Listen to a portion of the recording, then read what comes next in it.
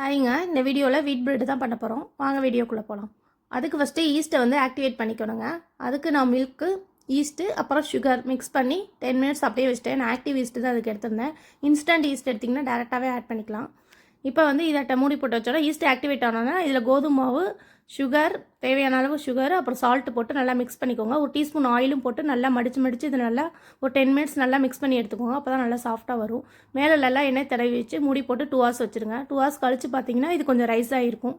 இன்னும் கொஞ்சம் நேரம் வச்சுருந்தீங்கன்னா கூட நல்லா வின்டர்னால லேட்டாக தான் ரைஸ் ஆகுது. இன்னும் கொஞ்சம் நேரம் வச்சிங்கன்னா கூட நல்லா ரைஸ் ஆகும். இப்போ வந்து இதை வந்து ஒரு பிளேட்டில் மாற்றிக்கோங்க. இது நல்லா இதை வந்து நம்ம நல்லா விரித்து விட்டு தேய்க்க வேண்டியதாங்க. சும்மா ஒரு தடவை தேய்ச்சிட்டு லைட்டாக பட்டர் அப்ளை பண்ணி இதை ரோல் பண்ணிக்க வேண்டியதான். இப்போ வந்து நான் இதை நல்லா ரோல் பண்ணி எடுத்துக்கிட்டேன். நல்லா எல்லா மாவும் அதோட ஒட்டிக்கிற மாதிரி பார்த்துக்கோங்க. நான் எப்படி க்ளோஸ் பண்ணுறேன்னு பாருங்கள். நல்லா அதோட மாவோடைய எல்லாத்தையும் ஒரு 2 சைடுமே நல்லா க்ளோஸ் பண்ணி விட்டுருங்க. எதுவும் ஓப்பனாக இருந்துச்சுன்னா அது விரித்து ப்ரெட்டு ஷேப் ஒழுங்காக வராது, நம்மளுக்கு கரெக்டாக கிடைக்காது. இப்போ 2 சைடுமே பார்த்திங்கன்னா நல்லா அதை ஒட்டியிருக்கு, மாவில் எல்லாம் ஒட்டியிருக்க மாதிரி வச்சு நான் பட்டர் ஆல்ரெடி ட்ரேயில் தடவி வச்சுருக்கேன். இந்த லோஃபில் தடவி வச்சுருக்கேன். இதை வந்து நம்ம இந்த மாவை இதில் போட்டு நல்லா அதை ஷேப் பண்ணி விட்டுக்க வேண்டியதாங்க. எல்லா சைடும் க்ளோஸ் ஆகிருக்கான்னு நல்லா செக் பண்ணிக்கோங்க. அது மூடி விட்டுருங்க ஏதாவது ஓப்பனாக இருந்துச்சுன்னா. இப்போ வந்து இதை ஒரு 45 மினிட்ஸ் மூடி போட்டு வச்சிடலாம். 45 மினிட்ஸ் கழித்து நம்ம பார்த்தோன்னா இது நல்லாவே ரைஸ் ஆகிருக்குங்க. இப்போ வந்து இதை நான் பேக் பண்ணிட்டு ஒரு 40 to 45 மினிட்ஸ் பேக் பண்ணி எடுத்துகிட்டு வந்து காட்டுறேன். இப்போ வந்தீங்கன்னா நான் பேக் பண்ணி எடுத்து வந்தாச்சு. இது மேலே வந்து நீங்கள் பேக் பண்ணுறதுக்கு முன்னாடி எக் வாஷ் கொடுத்துக்கலாம், இல்லை பட்டர் வாஷ் கொடுத்துக்கலாம். நான் எதுவுமே கொடுக்கல.